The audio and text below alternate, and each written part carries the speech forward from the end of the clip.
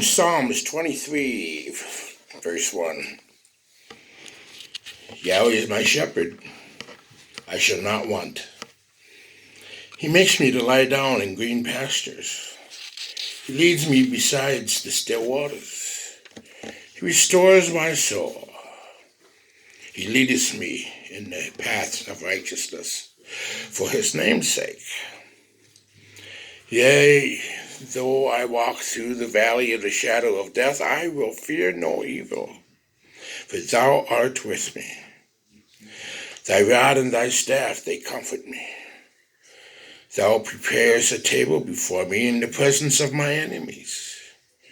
Thou anointest my head with oil. My cup runs over. Surely goodness and mercy shall follow me all the days of my life. And I will dwell in the house of Yahweh forever. Psalms 34, verse 9. O fear Yahweh, you saints, for there is no want to them that fear him. The young lions do lack and suffer hunger, but they that seek Yahweh shall not want any good thing. The key word is want. Yahweh is Elohim. It is he who made us, and we are his. We are his people, the sheep of his pasture. So what is it that keeps you from real joy? How would you fill in this blank? I'll be happy when blank. How would you fill that out? Like, I'd be happy when I'm healed, or I'll be happy when I'm promoted. I'd be happy when I'm rich.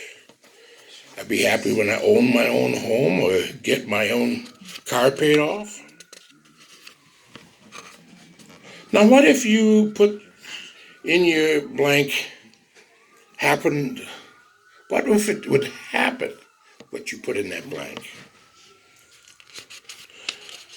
I would like for us to go visit a prison that is the most populated prison in the world. There are more residents there than there are resources. This prison has more inmates, and they say they are overworked and underfed. This prison has more people in it. This prison is more oppressive and more permanent than any other prison that ever existed. The walls are bare and the bunks are hard. Most that are in this prison are there for life. Some get out for a short while, but they always seem to return. Even though it is an overcrowded facility, the people want to be there. Can you believe that? What do you think this prison's name would be called if there was a sign over the door as you enter it? It'd be in 4 letters, W-A-N-T, want. You see, we find many that are not satisfied with life and are encased in the prison of want. They always want something more. It has to be bigger. It has to be nicer. It has to be faster. It has to be greater. It does not have to be much, just a little more than what they have. One thing more, like a new job, a new car, a new friend. When that one comes, they will be happy. Once the happiness comes, they leave that prison of want. But then it happens. The car loses its new smell, the new job becomes routine and not a challenge. The neighbor buys a new and bigger screen TV. and the new friend becomes dull. So they return to this prison of want, and they return willingly.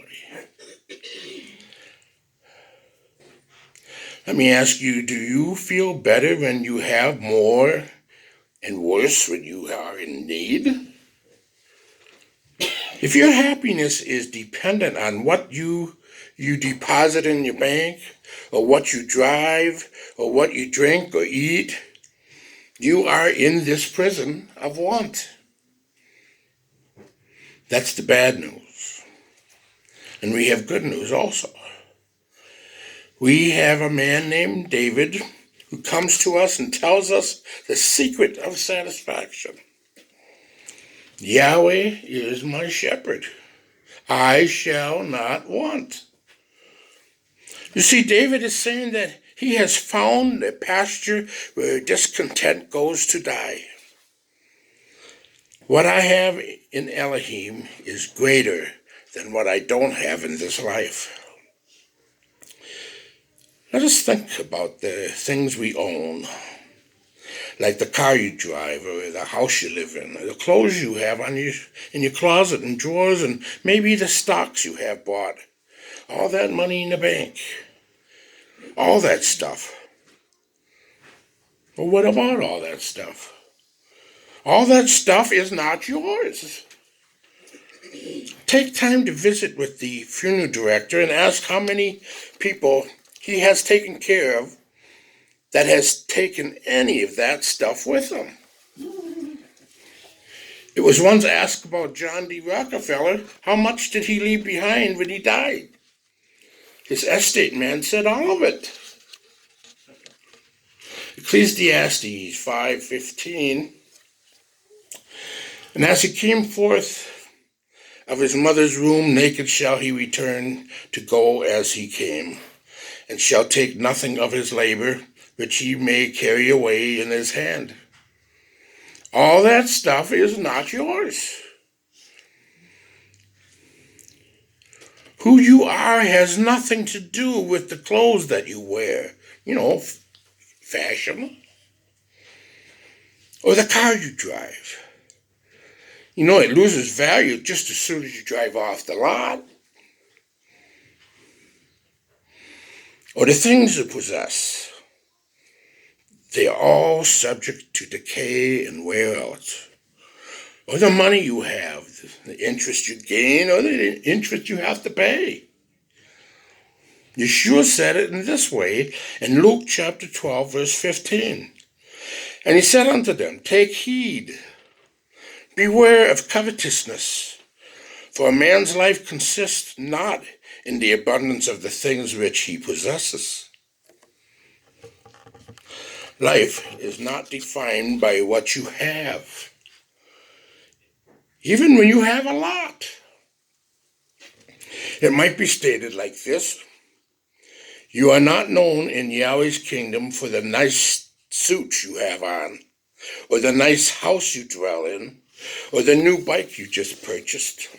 It is what is in your heart that is known about you. 1 Samuel 16:7. But Yahweh said unto Samuel, look not on his countenance, or on the height of his stature, because I have refused him. For Yahweh sees not as man sees. For man looks on the outward appearance, but Yahweh looks on the heart. Yahweh does not look at the things that man looks at. Man looks at the outward appearance, but Yahweh looks at the heart. Is he a good speaker? Does he look pretty? He's a nice, handsome man. He's standing up in front of everybody. Surely he must have something better to say than someone that doesn't. But Yahweh looks at the heart. What does Yahweh notice about you? Your compassion, your devotion, your tenderness, your willing spirit. He doesn't notice the things you have. So when you think about yourself, it is not good to think about the things you have, because in doing that, you will feel happy when you have a lot and sad when you don't have much. Paul said this in Philippians 4, verse 11. Not that I speak in respect of want, for I have learned in whatsoever state I am therewith to be content. I know both how to be abased and I know how to abound. Everywhere and in all things I am instructed both to be full and to be hungry, both to abound and to suffer need. I could do all things through Messiah which strengthens me. There was a man who stated that he was only 32 when he found out he had MS. This disease cost him his career, his mobility, and his life. And he was not able to feed himself or walk and had to have help to get from place to place. He never lost his sense of thankfulness. It was seen in his prayer list. His friends in church asked him for a list that they could pray with him about. He gave them a list of 18 blessings that he was thankful for and 6 concerns which to be prayed about. So you can see the math here. His blessings outweighed his needs 3-1. He was a man that learned contentment. He knew who his shepherd was. So how are you doing? There's also a story of a leper on the island of Tobago. With a short-term missionary met, and on the final day of his trip, he asked the leper if she had a favorite song. She turned around and looked at him with the most disfigured face he had ever seen. She had no nose or ears or even lips were gone, and she raised her fingerless hand and said, "Could we sing, Count Your Many Blessings?" And the missionary started the song, but did not make it all the way through without breaking down in tears. When asked about the song, he said, "I will sing it again, but never in the same way I've ever done before." There's a minister named by Russ Blowers. He once was asked to speak at a Rotary Club about his profession. And he wanted to say that more than I'm a preacher. So this is what he said. "Hi, I'm Russ Blowers. I'm with a global enterprise. We have branches in every country in the world. We have representatives in nearly every parliament and boardrooms on earth. We're into motivation and behavior alteration. We run hospitals, feeding stations, crisis pregnancy centers, universities, publishing houses, and nursing homes. We care for clients from birth to death. We are into life insurance and fire insurance. We perform spiritual heart transplants. Our original organizer owns all the real estate on Earth, plus an assortment of galaxies and constellations. He knows everything and lives everywhere. Our product is free for the asking, and there's not enough money to buy it. Our CEO was born in a hick town, worked as a carpenter, and didn't own a home. Was misunderstood by his family and hated by his enemies. Walked on water, was condemned to death without a trial, and arose from the dead. I talk to him every day." Then there's a story about the Puritan sat down to pray over his meal of bread and water and said, "All this, and Yeshua too." We all need to know we have a shepherd. Elohim, who hears us when we call. One who shows his power by love. Who sent his Holy Spirit to live in us. One who has all of his kingdom waiting for us. A shepherd who has grace that can be available for every sin. One that guides us in every direction we take. One who can dispel darkness, when we are in the darkness with his light. One who can give us stability when the storms of life come breaking in on our lives. A shepherd that no one can take away. A diagnosis of cancer can infect your salvation. Being short of money, even for a need, can't diminish your prayer life. A storm might come and destroy your things, but can't touch your home in his kingdom. You may have a good position of life right now, but it will pass. But your place in his kingdom is forever. A person comes to a minister to be consoled one day, and he had lost money, and he said to the minister, "I've lost everything." The minister says, "Oh, I'm sorry to hear that you've lost your faith." No, I did not lose my faith.